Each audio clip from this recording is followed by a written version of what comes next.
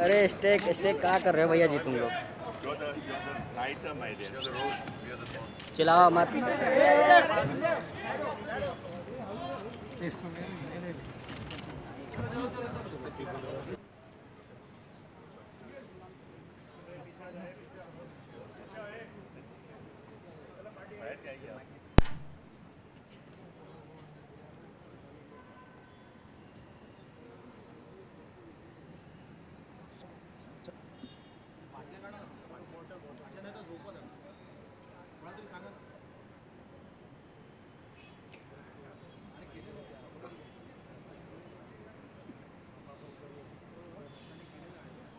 Can we begin?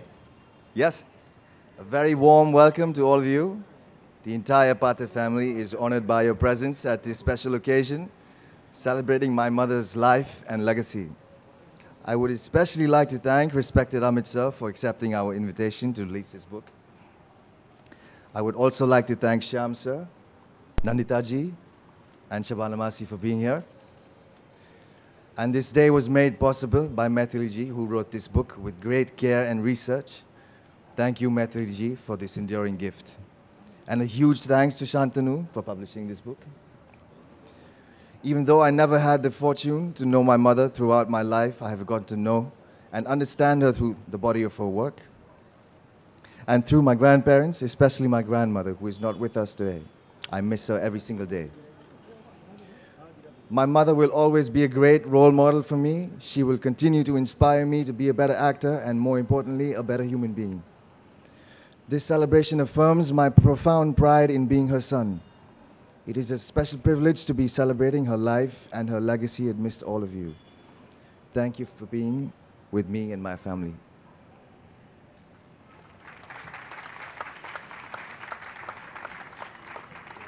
Thank you, Pratik. On behalf of HarperCollins Publishers India, I'd like to extend a warm welcome to all of you. I hope it's not too warm. Mr. Bachchan, thank you so much for agreeing to come to the event. Mr. Benegal, we are privileged. At HarperCollins Publishers India, we are privileged and proud to publish this book. It's a dream come true for us, given the subject matter and the way it has been dealt with. Books are just not merely words between covers. Books are also relationships that we build. The editor with the author, with the text, with people who come in contact through the book. I wouldn't have known people like Anita, Pratik, Adit, but for this book. And that is what we are here to celebrate. I'm doubly happy that we have this book out today. It's not often that editors are known to keep dates. A lot of my authors will complain about books being delayed, but I'm happy this book has come out today because today we celebrate 60 years of Smita Patil's life. It's her 60th birthday today. She lives on in the memories of people who knew her, her family. For people like us, through her extraordinary work in cinema, and through this book now, and through all of you through this evening. I hope all of us have an enjoyable evening ahead of us with a lot of readings from the book and a very warm welcome once again. Before we start off with actually releasing the book, I'd like to call upon Maithili, actually the star of the event today, because this evening wouldn't have been possible but for Maithili Rao and this tremendous book that she has written. Maithili, a few words from you. Thank you, Shantanu, for those words from an editor. And you know, a writer is more comfortable writing than speaking in public. Can you hear me? Yeah. So, as I said, a writer is more comfortable before a computer. or making notes than actually speaking in public, but I'll try. And I'm so overwhelmed to see the number of you who have turned out on a warm, muggy night. And I'm really, really grateful to Amitabh ji for agreeing not only to release the book, but also read from it. I feel really privileged. And as for Shyam, he's been like not only Smita's mentor, but he's been available anytime I wanted any information, any clarification. Actually, somebody said, initial chapters, said there's more of Shyam Benegal here than Smita. That was, because that was the relationship that I was trying to explore over there.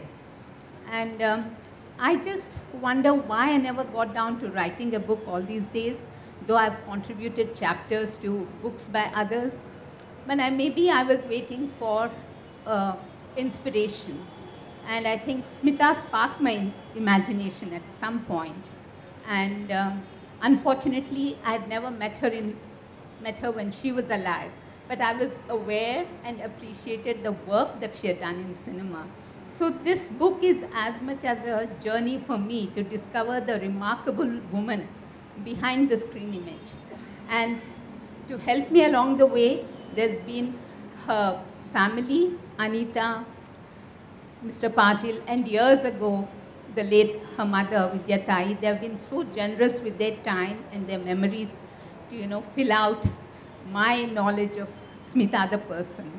And her friends, her directors, and fellow actors, and others who work with her, they've all shared their insights and impressions of her to enrich my journey. And I would be amiss if I don't thank my writing fraternity. They've been so, so helpful in right from tracking down obscure films to giving me those all-important telephone numbers, sharing their old interviews, because I never covered the industry when I still don't do. So a big thanks to my fraternity here, writing fraternity, for making this book possible. And I just wanted to end with the saying that, Smita, everybody was so eager to share their impressions of her. It's as if there was she had a magical and a magnetic power, which I feel privileged to share today. And then, somehow get this book going. I think towards the end, I just want to say, with so many film people around me, they say, let the film speak for itself. Now I'll just echo that and say, let the book speak for itself. And I hope you'll have a good reading. And I just have one more announcement. Deepti Naval and Amol Palekar were to be here today, and they were to be part of the reading from the text. Unfortunately, sudden illness in the family has prevented them from coming here and being with us. We miss them, but wish them all well. Thank you. Thank you, Maithili.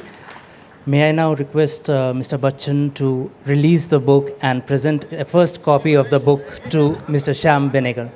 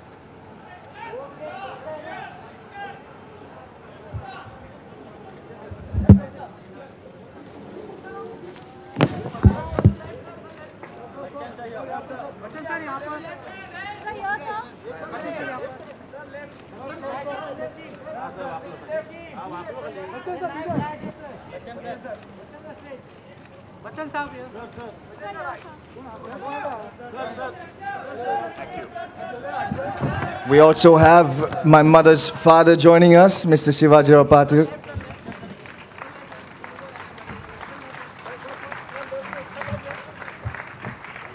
I'd like to request Mr. Bachchan to present a copy of the book to Mr. Shivaji Rao Patil.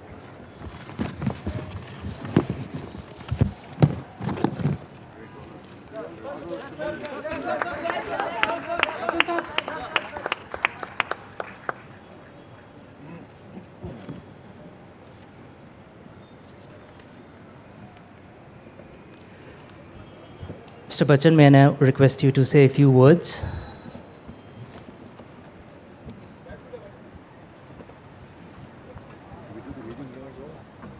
At the end. Oh, okay. Shyamji, Maitriji, distinguished guests, ladies and gentlemen. At the outset, my deepest apologies for being late this evening.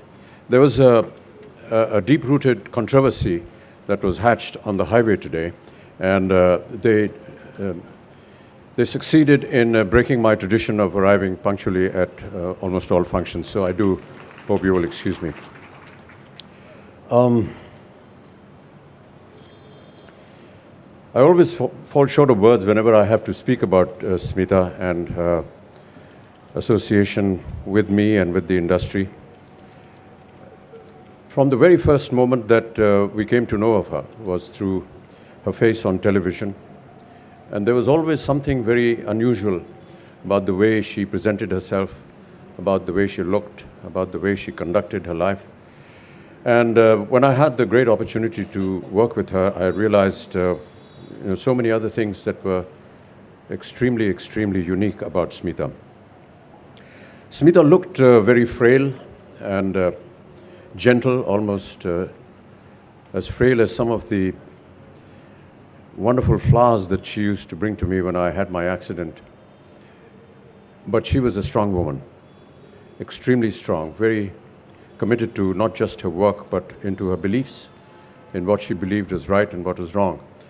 Some of the things that she did in cinema with me were totally against her nature, particularly a film like Namak Halal, where she had to do a rain dance with me, and she felt it was absolutely away from her culture and thinking, but because it was contracted to do something, we had to go ahead with it. And all the time I used to keep reassuring her that everything will be fine. And then I think a month or two after the film released, we happened to be in the same city, and we met up. And she said, you know, Amitabh, I've worked in so many good films, great cinema, but I feel so sad because at the airport today, all they were referring to was Namak Halal. And she somehow felt a little awkward and embarrassed about that. But the greatest thing that I want to recall about Smita is her having a sense of premonition. She was a dear friend of mine. We worked together in some very important films. But other than meeting her on sets, I never really had a social equation with her. And so when I was shooting for my film Coolie in Bangalore, one night, very late, almost 2 o'clock in the morning, the hotel receptionist called and said, you have a phone call, sir, and would you like to take it? So I said, it's really late and I have to get up early. Who is it? They said, it's Smita Patil. And this was a shock to me because I had never ever spoken to her on the phone. Neither had she called, nor I called her. And I felt that maybe, there's something wrong and I need to take this call, so I did. And she said, Amitabh, are you all right? I said, yes, why? No, I just had a very bad dream and I was thinking about you and I hope you keep healthy and I hope you keep well. And I just had to talk to you and tell you about this. So I said, oh, thank you, I'm doing fine and the shooting's going on well. The next morning, I had my accident in Coolie. And I cannot but think of those moments when Smita had this premonition about something going wrong with me. I've read through some of the portions of this book, and I must congratulate you, Maitriji, for really putting across the book in a great amount of elegance and in eloquence as well. There are portions which have been very deeply researched, and many of you who did not know her as Maithili did not know her, she has put together something which will give an indication of who and what Smita Patil really was. I'm going to read a few portions of this book a little later, but these are some of the words that I remember today about Smita. She was ill during a time when I was about to travel to Mauritius, and I finished very late at night here at a concert and caught a flight to Mauritius, and when I reached Mauritius, she had left us. It'll always be one of my most saddest moments, because she was not just a dear friend and colleague, but a great human being. Thank you, ladies and gentlemen. Thank you, Mr. Bachchan. Mr. Benigal, a few words from you.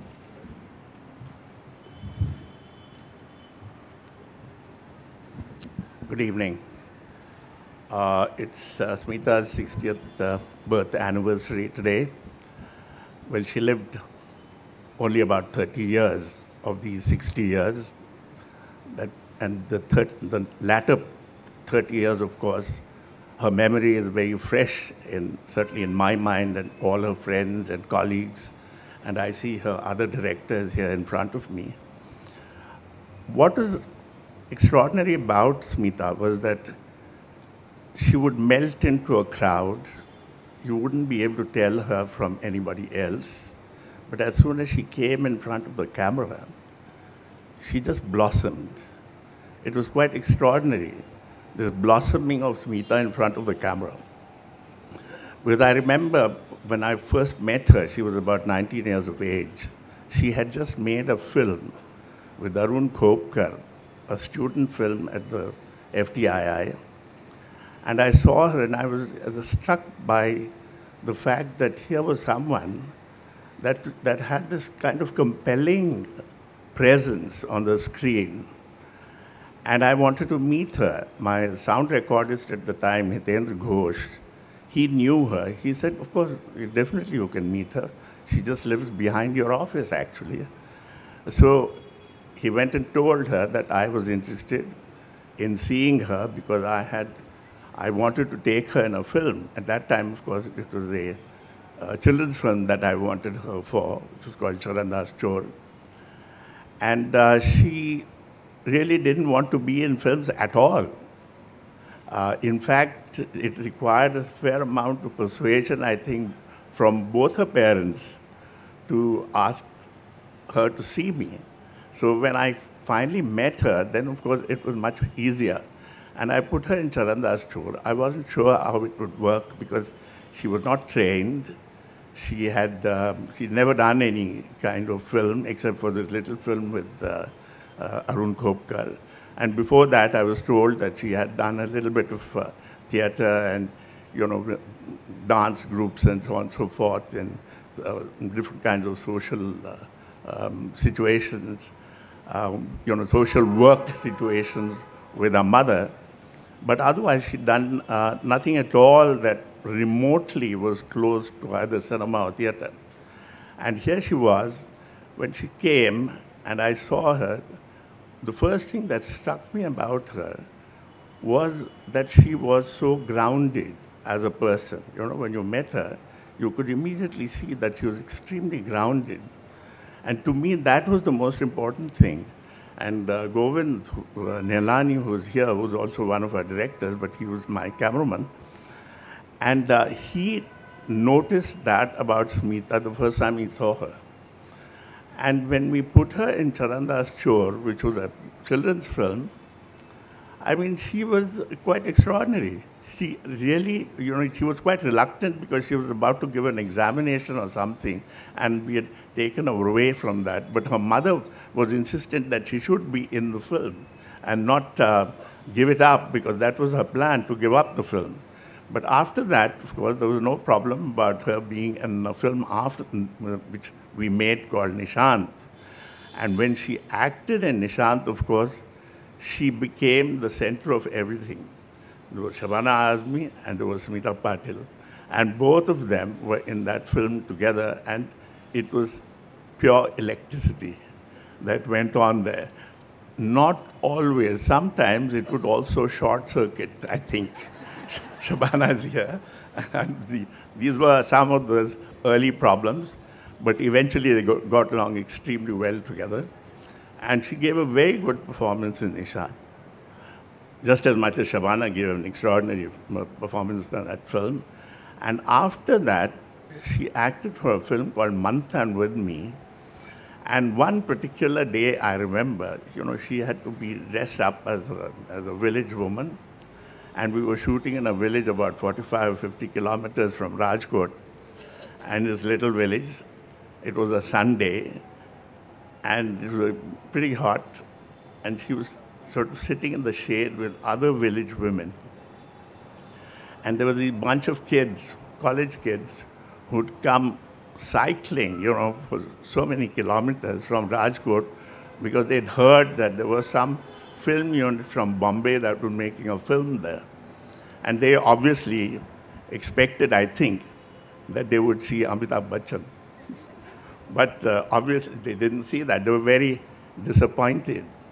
And then they came around, and I remember one of them whispering to the other behind me, saying, "Who's the heroine of this film?" So someone there pointed out to Smita and said, "I think she is the heroine." This fellow looks at him and says, "She can't be the heroine. She's just from this village. How can she be the heroine?" This kind of thing. It was quite extraordinary about her. The moment she came in front of the camera, of course, it would all suddenly change. Because there was something very spontaneous and very natural about a way she gave a performance. Untrained as she was, she had an instinct that was extraordinary. And of course, as she went on, the quality of her work became better and better. And by the time, of course, her very fourth film, which was Bhumika, she'd already won the National Award. And a couple of films later, she'd won the National Award once again, and so on. And in the 10 or 11 years of her as a film actor, she had already done work that most people take a lifetime to do. So that was something about Smita that I'll never forget, because she's quite an extraordinary person, extraordinary actress, and a very, very fine human being. But that's what I remember most. Thank you. Thank you, Mr. Benegal. I would now like to invite on stage someone who, along with Smita Patil, defined a whole generation of new Indian cinema for us. Ms. Shabana Azmi, please.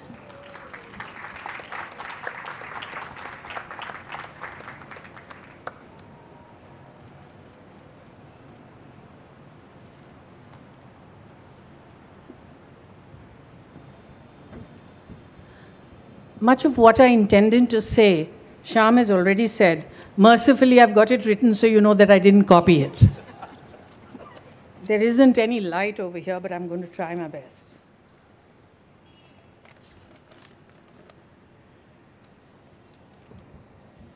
I first set eyes on her in a diploma film of FTII directed by Arun Khopkar. I think it was called Tivra Madhyam. There was a long shot in which she was playing the Tanpura. I was struck by her raw beauty and the stillness she exuded. She was born for the camera. It lingered over her face, and she held it captive without the slightest effort. Several years later, I met Smita Patil on the sets of Shyam Benegal's Nishant. It was a difficult role for one as young as her. In the film, her husband, Nasiruddin Shah, falls in love with my character, Sushila, kidnaps her, and brings her home. And you had these silent shots of Smita, hurt, resentment, anger, jealousy, and yet unable to see anything because she was trapped in a feudal structure. It is to Shyam Benegal's credit, who understands the complexity of feudal society so well, ably aided, of course, by Vijay Tendulkar, that in two significant but very small but significant scenes, where Smita comes to offer me food, apparently matter of fact, almost resentful. But she brought a layer of such empathy to the plight of the two women bonded together through a patriarchal feudal society that the tears dropped from my eyes without knowing. That is what the crux of film acting is. It is a collaborative effort in which how well you act depends on the support that you get from your co-actor. I have had the pleasure of working with Smita in Nishant, Arth, Mandi, Oonch Neech Beach, in roles far apart from each other. I felt both challenged and inspired by her as a co-actor. We had so much in common. We come from similar backgrounds, were introduced by Shyam Benegal, had similar aesthetics, and worked in the same kind of cinema. Today in public memory, I really think I could well be Shabana Patil and she Smita Azmi, as far as public memory goes. She had a short career span, and yet 29 years after she passed away, parallel cinema in India will never be mentioned without Smita Patil's name in golden letters. We had some fun times together. I'm sure Shyam will recall that our film Nishant was chosen as the official selection from India for the Cannes Film Festival. We were given the handsome sum of $8 each to tide through that whole week that we were going to be there. And we were heavily dependent on advertising material which refused to come in a place like Cannes. So Shyam Benegal said, listen, you girls, I want you to wear your best Kanjivaram sarees and just walk up and down the promenade. This was in 1976. And that's what we did. At 8 o'clock in the morning, with everybody was in shorts and bikinis, we would be wearing our sarees with our bindis and walk, and everybody would look around to look at us, and we would say, we have a film, please come. We've got a film, we are from India, please come. And the house was full. So it worked. Alas, Smita and I could never be friends. The rivalry between us, some of it manufactured by the media, some of it real, caused tension. I have said it before, acknowledged it before, and I do so again, that I have been guilty of making uncharitable remarks about her, and I regret it. There were efforts at reconciliation, and we were able to maintain civility, but it never turned into friendship. But at no point did that spill over to our families. Smita was a star by the time she worked in Sagar Sarhadi's Bazaar, and they were shooting in Hyderabad, and obviously she got the best room in the hotel. 2 weeks later, my mother, Shaukat Kaifi, who had a small but significant part in the film, arrived, by which time Smita had quietly left her room, given it up for my mother, and shifted into a smaller room without letting anybody know. It was weeks later that my mother got to know, and when she protested, Smita would have none of it.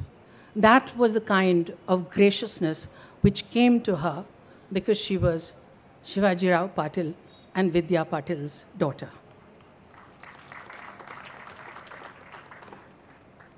Ma, Papa, Anita, Manya have embraced me like one of their own.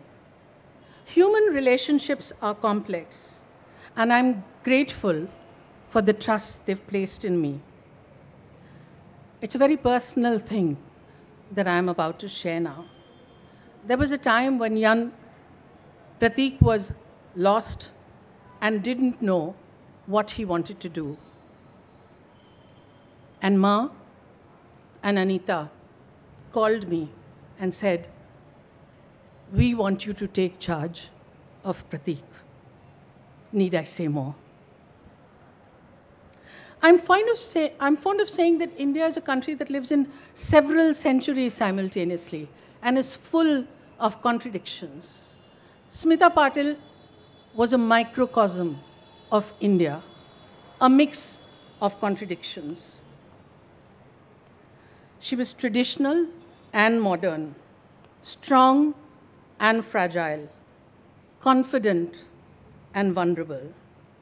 I would watch in amazement as she would drive a jeep with such panache across India with no driver, just a girlfriend. She rode a motorbike like a professional and played volleyball like a champion. She was one of the boys on the sets of Mandi, but she was also very feminine and deeply traditional, and sometimes intimidated easily. I think it's these contradictions that were both her strength and her weakness, but it was also that made her an artist who will always be spoken of when the finest actors of Indian cinema are counted. Thank you very much.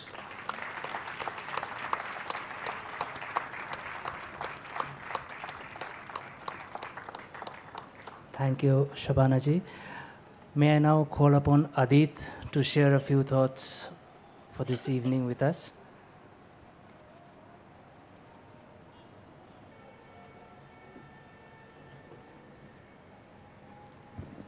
Good evening, everybody. It made us also emotional. But I'm going to stick to what I'm supposed to be doing with my specs, and yes, there is no light. The term for her sister is free bird, a free spirit. This free-spirited attitude was innate to her right from her childhood to the time she became an actor and then a star. Smita wanted to be at the wheel, drive all the time. She'd tell the driver, "Tum piche baitho, main chalaungi." She was also very impatient. If somebody misbehaved on the road, she did not and didn't follow any rules, she'd give them the choicest of galis.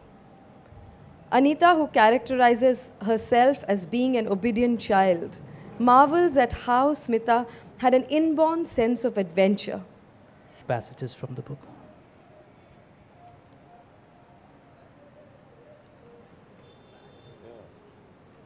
Can manage. These are the very first words of the book, and it's titled Anchored to Her Puneri Roots. It is only the truly local that can be truly universal. So goes the adage to validate the unvarnished reality of art cinema. Only the truly rooted actor can grow into the versatility demanded of a performer who must often be a chameleon. Rootedness negates the cultural deracination that sometimes follows an actor's journey in assaying so many roles, getting under so many skins. Being aware of her roots gave an actor like Smita Patil intuitive strength to blossom with such passionate spontaneity that you cannot quite imagine any other actor in the role she played. She owned the role. You cannot say this of many actors. Art was inborn, the craft she learned. Together, art and craft melded into a magic of Smita-ness. How does one trace this journey, this phenomena of being Smita? Life is not a series of easy transitions. From happy childhood to the usual turbulence of adolescence to the confident maturity of an adulthood. Most people have decades at their disposal to reach the assurance of adulthood and grow along with the years, garnering experience to smoothen the passage of life. In hindsight, it seems as if Smita's all too brief journey was a compression of varied experiences, a telescoping of events that seeped into her sensibility. The Smita we remember is an astonishingly well-rounded person with so many dimensions to discover and cherish. Strong and sensitive, independent and vulnerable, confident and insecure, she had an innate courage to live with contradictions even as she tried to reconcile them. Branded in memory is a searing sincerity and lust for living life to its limits. A childlike trust and curiosity, thoughtful and at the same time playful, as if the child in her lingered into adulthood. Yet, underneath it all was an enduring simplicity, the rootedness of a supple sapling that could bend and sway with every passing breeze, but not break. The legacy of her work leaves its mark on our minds, finding us grappling as if in the dark to capture the essence of her being. This core essence one can trace back to her childhood and a remarkable family. It is not surprising that Smita was born in a city that was a bastion of Maratha power and custodian of Maharashtrian culture at its authentic, representative best. This culture's outstanding qualities are those that endure intellectual rigor, robust rationality that kept alive a reformist tradition, an almost puritanical restraint and lack of ostentation. Here, the grace of cultivated austerity was the perfect match for sturdy pragmatism.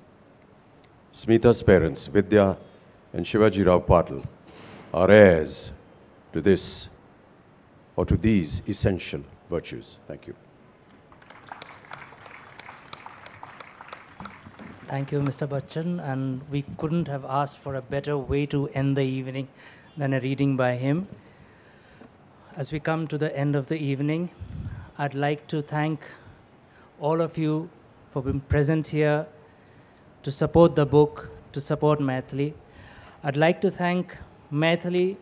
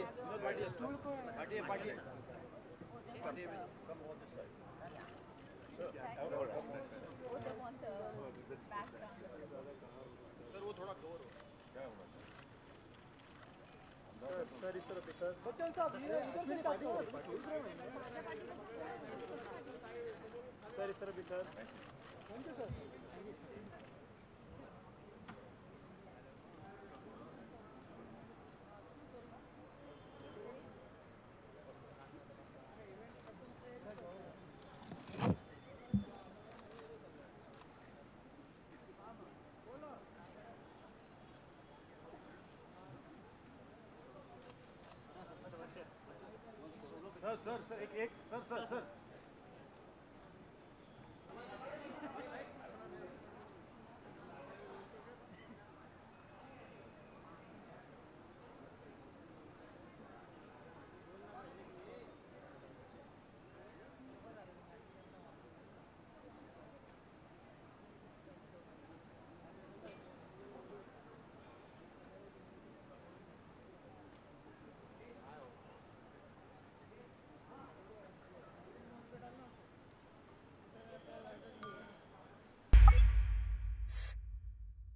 Hi, this is Faridun Shahryar. For the most interesting celebrity interviews, do subscribe to BollywoodHungama. Keep on watching.